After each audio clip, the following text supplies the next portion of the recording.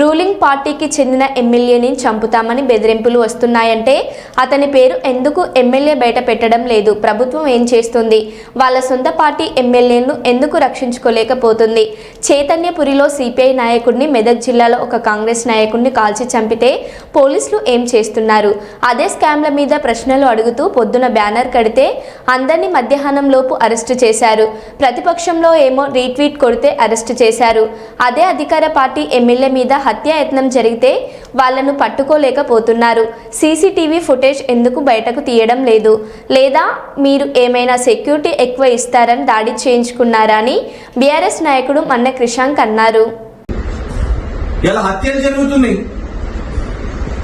CPI నాయకుడు దాంతోనే ఆయన షూట్ చేశారు. మెదక్లో కాంగ్రెస్ నాయకుడు ఆయనని షూట్ చేసి చంపారు. ఇట్లా బ్యాక్ టు బ్యాక్ హత్యలు జరుగుతున్నాయి. అదే ఇక్కడ పోలీసులేమో మొన్న ఒక బ్యానర్ మా వాళ్ళు వేస్తే ఏది దాంట్లో బొమ్మలు లేవు, ఏం లేవు, ప్రశ్నలు అడిగారు అంతే. ఈ స్కాములు అవుతున్నాయి, కుంభకోణాలు అవుతున్నాయి అనగానే పొద్దున బ్యానర్ పడ్డది, మధ్యాహ్నం కల్లా బ్యానర్ కట్టిన వాళ్ళను, బ్యానర్ డిజైన్ చేసిన వాళ్ళను, నిలబడి ఏపించిన వాళ్ళను అరెస్ట్ చేశారు. సరే చేసిరు, దాన్ని న్యాయబద్ధంగా ఎదుర్కొంటారు. ప్రతిపక్షాన్ని ఏమో మీరు ఇంత స్పీడ్ గా ఎవరైనా రీట్వీట్ కొడితే సోషల్ మీడియాలో అరెస్ట్, రీట్వీట్ కొడితేనే ఫలానా ఎవరో పెడితే దాన్ని రీట్వీట్ కొడితే అరెస్ట్. మరి ఇక్కడ ఎమ్మెల్యే మీద హత్యాయత్నం జరిగితే వీరేమో 50 మంది అంటారు. ఇంకా మీ మీడియా వాళ్ళందరూ కూడా 50 మంది నోటు పంపించారు. కానీ అక్కడనేమో మళ్ళా 6 బైకులు అని చెప్తారు. 6 బైకులలో 50 మంది ఎట్లా కూర్చుంటారు? 6 బైకులని పోలీసు వాళ్ళు స్పష్టంగా చెప్పారు. సీసీటీవీ ఫుటేజ్ రిలీజ్ చేయాలి. ఇక్కడ బ్యానర్ దగ్గరనేమో సీసీటీవీ ఫుటేజ్ ఆధారంగా మొత్తం అంతా అరెస్టులు చేశారు కదా. మరి ఇక్కడ ఎమ్మెల్యే మీద హత్యాయత్నం జరిగితే సీసీటీవీ ఫుటేజ్ ఎందుకు బయటకు వస్తలేదు? ఎమ్మెల్యే గారు డ్రామా చేసిర్రా? సెక్యూరిటీ కావాలనా?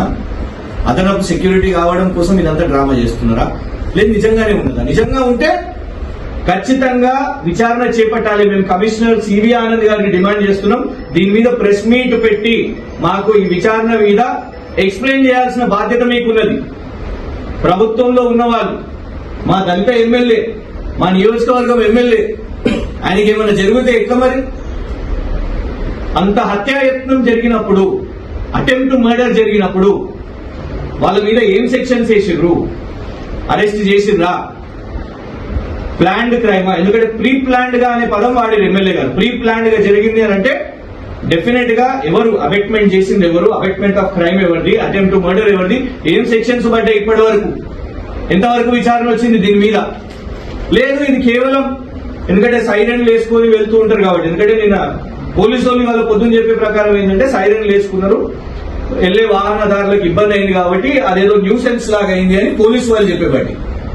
సో ఈ సైరన్లు ఇంకా నియోజకవర్గం మీద రుద్దడానికి, ఇంకొక కొందరు బలగాలు కావడానిక ఇదంతా?